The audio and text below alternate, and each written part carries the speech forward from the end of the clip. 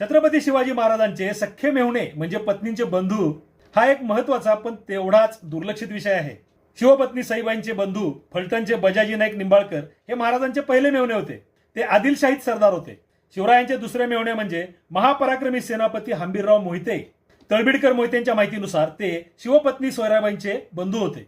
शिवपत्नी सगुणाबाईंचे बंधू पिलाजी शिर्के हे शिवरायांचे तिसरे मेहुणे होते. ते स्वराज्याच्या कोकण प्रांतातील अधिकाऱ्यांपैकी एक होते. अफजल वधावेळी शिवरायांच्या 10 अंगरक्षकांच्या पैकी एक अंगरक्षक होते कृष्णाजी उर्फ बंकी गायकवाड.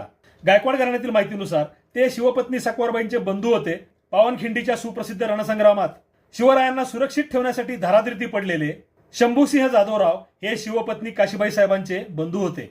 शिवरायांच्या पत्नींच्या पैकी पालकर घराण्यातील पुतळाबाई, विचारे घराण्यातील लक्ष्मीबाई आणि इंगळे घराण्यातील गुणवंताबाई यांच्या बंधूंची म्हणजे शिवरायांच्या या 3 मेहुण्यांची काहीही माहिती सध्या उपलब्ध नाही.